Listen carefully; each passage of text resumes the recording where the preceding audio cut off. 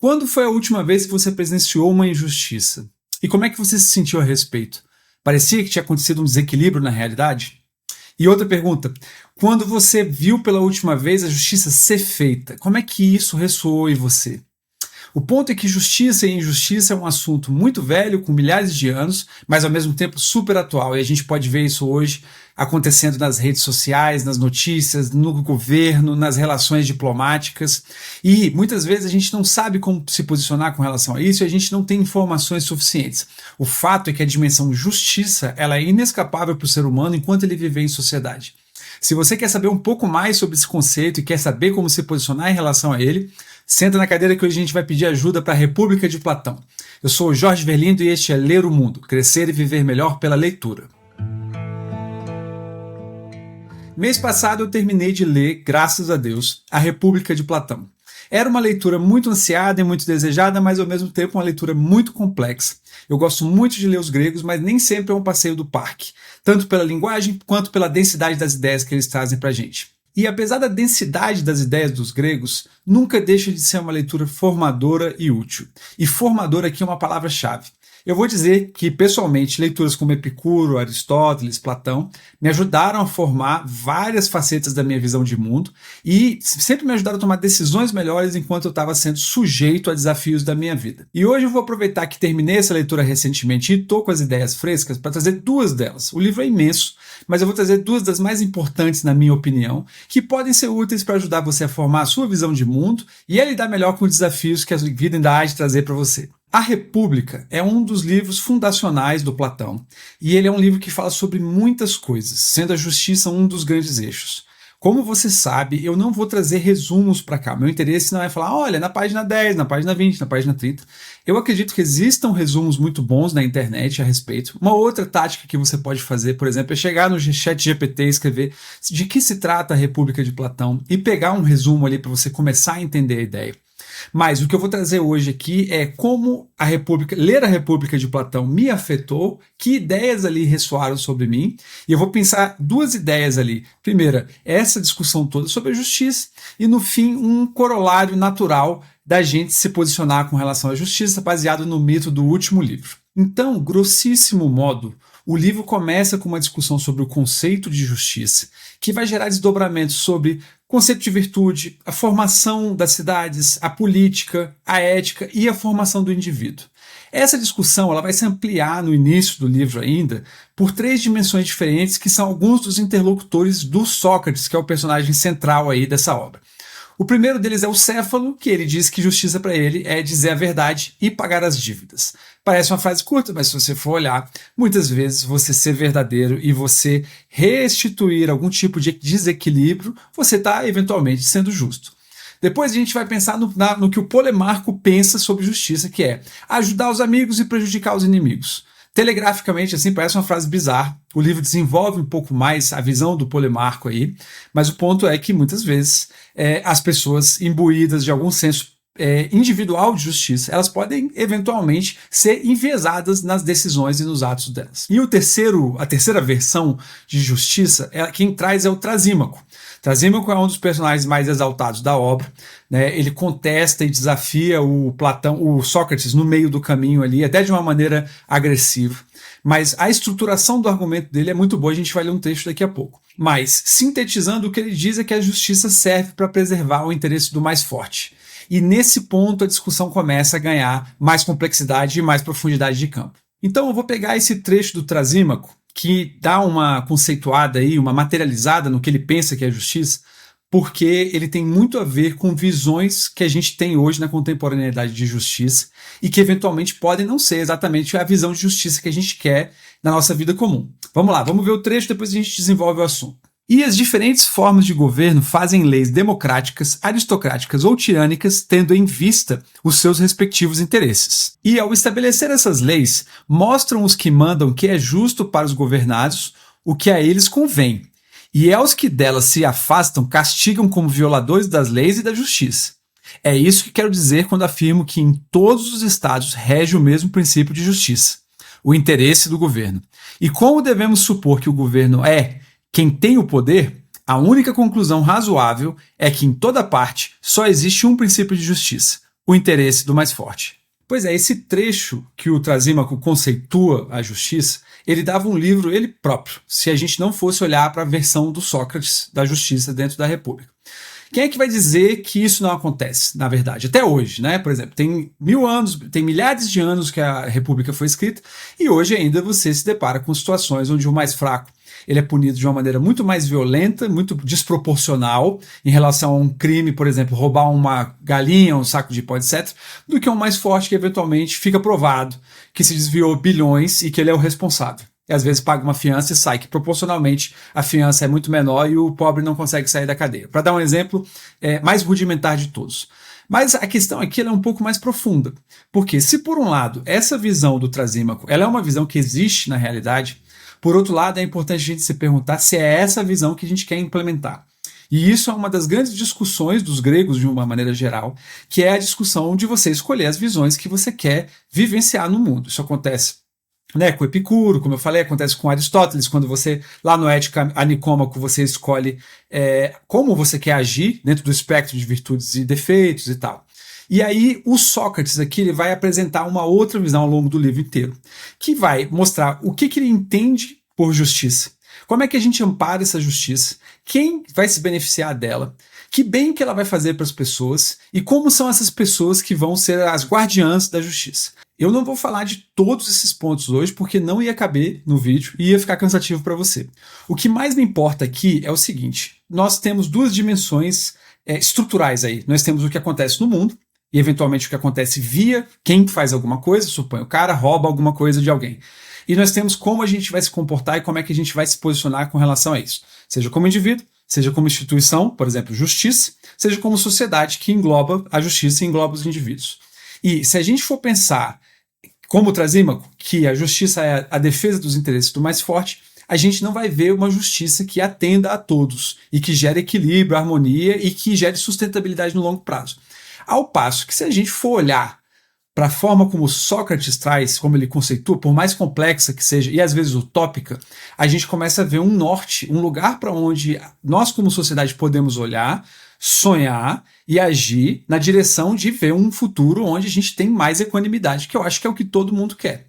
Você, por exemplo, como indivíduo, você pode ser mais forte do que alguém pobre, que morador de rua, etc., mas você é mais fraco que alguma outra pessoa. Então, se essa justiça for aplicada à forma do Trasímaco, vai chegar a sua hora de ser injustiçado. E se a gente trabalhar e se empenhar em prol de uma justiça mais equânime, não importa em que posição você esteja dessa escala social, você vai ver justiça sendo feita. E um outro ponto que é uma reflexão, não está exatamente dessa forma no livro, é o seguinte: se a gente pensar que o mais forte tem um poder de influência, de construção de narrativas, eu falei isso no episódio anterior aqui, ele vai acabar criando essa sensação de que as coisas são injustas ou a justiça é realmente feita para defender os interesses dele. Só que isso vai formar pessoas cínicas para baixo, pessoas que elas vão estar o tempo todo, elas não vão estar pensando em justiça, elas vão estar pensando no ganho próprio. E elas vão estar o tempo todo tomando decisões com uma ética que vai variar de acordo com a situação. E isso aí, se você for olhar no longo prazo e em escala, é a receita para você não ver mais justiça no mundo. Se você pegar hoje, você pode olhar para segmentos da população que são numerosos e que elegem políticos, que eles estão convictos de que a justiça é a defesa do mais forte. Muitas vezes eles votam em pessoas que vão fazer mal para eles e eles veem qualquer tipo de expressão de equanimidade, de harmonia, de justiça como uma blasfêmia, como um insulto. Isso aí já é o poder e influência das pessoas mais fortes da sociedade contaminando os degraus mais para baixo e fazendo essa versão do Trasímaco de justiça prevalecer. Por isso que é importante a gente tomar consciência, né, disso. Acho que ler o Platão, ler a República é um excelente passo para que a gente possa se alinhar por algo que faça bem para a gente e faça bem para o grupo. E eu digo isso por experiência própria, né? A minha formação, o lugar de onde eu vim, deixou a justiça em suspenso por muito tempo. O que isso quer dizer?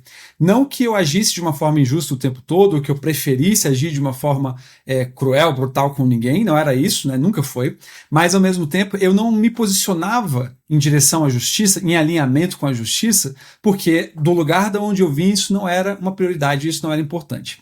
Com o amadurecimento e com o que eu fui aprendendo com as minhas leituras e com a minha experiência própria, hoje eu percebo que você se posicionar e se alinhar com a justiça é importante porque você está o tempo todo como sociedade comunicando para o todo, inclusive para as pessoas mais fortes, o que é que a gente espera.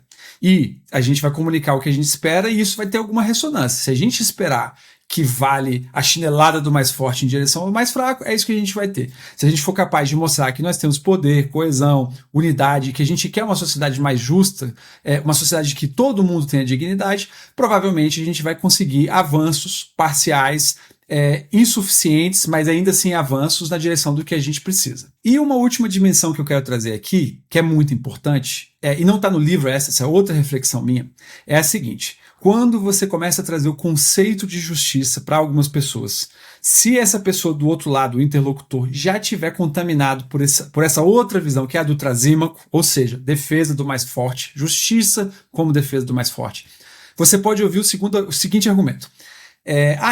Então a gente vai ficar lutando por essa justiça equânime, que é inclusiva, que tenta gerar dignidade para todo mundo, que não olha para o poder na hora de se estabelecer enquanto justiça, e aí vai dar tudo certo e todo mundo vai ser, né, beneficiado da justiça e tá tudo bem. É isso, né? E aí a pessoa leva a argumentação dela para o lado de que se essa justiça é uma utopia, ela não merece estar aí porque ela é uma utopia e não é prática. E isso é um argumento comum, principalmente das pessoas cínicas, das pessoas que já sofreram. O cínico é um sonhador ferido, tá? Essas pessoas que já sofreram muito, elas tendem a apoiar as forças, né, mais poderosas, mais influentes da sociedade por medo de não ver o sonho delas se realizar. O que eu tenho para dizer com relação a isso é o seguinte, que a justiça ela é um esforço ao longo do tempo que quanto mais pessoas fizerem, mais justiça vai ter. Então isso não quer dizer que vai ser perfeito, isso não quer dizer que você não vai sofrer uma injustiça. Eu sofro injustiças até hoje, e às vezes eu tenho que relevar, porque eu olho e falo assim, não tem muito o que fazer a partir daqui, a não ser desviar de rota. Mas eu luto por justiça e eu me esforço para me alinhar comportamentalmente em direção à justiça, porque eu reconheço o bem comum que ela causa se eu tiver convicto disso. Se eu tiver convicto do contrário, a gente vai vendo a sociedade deteriorar, você não pode mais confiar em ninguém, as pessoas deixam de ter amigos para ter cúmplices e certas dimensões da sociedade que a gente está vendo inclusive agora nas notícias. Dito isso, perceba, passei a primeira parte do vídeo todo falando de quanto é importante a justiça e de como as pessoas enxergam a justiça e que é importante você ler a obra para conhecer como Platão enxerga a justiça e o Sócrates enxerga a justiça. Agora eu vou falar um pouco dos efeitos disso na nossa vida como indivíduo, né? Porque às vezes quando a gente pensa em justiça, a gente pensa no coletivo, porque a justiça ela é um grande regente das nossas relações em busca de alguma sustentabilidade, né? E de algum equilíbrio. Se você for olhar como indivíduo, o que pode acontecer é que, dependendo das suas escolhas, você vai se contaminando ou com justiça ou com injustiça. E isso vai ter efeitos claros na sua psique, na sua forma de estar no mundo, na sua forma de tomar decisões e, consequentemente, no tipo de experiências que você vai ter. E eu vou usar, para ilustrar isso, um mito final que tem no último capítulo da obra, que é o mito de um soldado chamado R. E-R. Vale a pena você procurar aí na internet. Esse mito ele diz mais ou menos o seguinte: esse soldado morreu, e aí ele vai para esse mundo aí que ele vai ser narrado durante o mito, e ele volta 12 dias depois com memórias, porque as pessoas que vão para esse mundo aí, elas tomam lá a água de um rio que apaga as memórias delas, e se elas voltarem elas não lembram, ele não tomou. Então esse é o contexto, é uma pessoa que volta do mundo dos mortos, mas com lembranças. E o que ele diz lá é o seguinte, que quando as pessoas morrem, elas vão formando uma grande fila, né, para serem avaliadas durante a vida. Se elas tiverem tido uma vida virtuosa e justa e tal, elas vão para uma espécie de céu e recebem recompensas, e se não, elas vão para o submundo e vão ser punidas. E elas vão ser punidas e receber recompensas por tipo 1000 anos, vão passar 1000 anos lá sofrendo os tormentos ou recebendo as recompensas. Só que elas não percebem isso. Quando elas voltam, elas têm a chance de escolher voltar para o mundo dos vivos de novo, como se elas pegassem uma senha lá para retornar para a vida. E o que ele testemunhou nesse ciclo das pessoas irem serem punidas ou recompensadas e voltarem é que, por hábito, muitas pessoas escolhiam exatamente a mesma vida. Então as pessoas que escolhiam eventualmente ser injustas, elas voltavam e eram mais injustas. As pessoas que escolhiam algum caminho de amadurecimento, elas voltavam e tinham mais experiências de amadurecimento.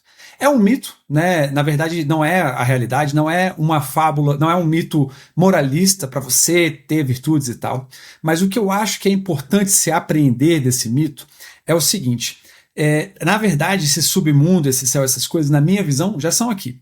Se você opta por uma vida mais justa e mais equânime, você vai ter uma consciência mais tranquila, você vai se beneficiar dos efeitos que isso causa nas pessoas à sua volta. O ser humano tem uma propensão à reciprocidade, então muitas pessoas, não digo todas, mas muitas pessoas que vão testemunhar você sendo justo, vão te devolver justiça, elas vão te devolver equanimidade, verdade, etc. Acolhimento, né, qualquer tipo de recompensa, como ele diz aí no mito.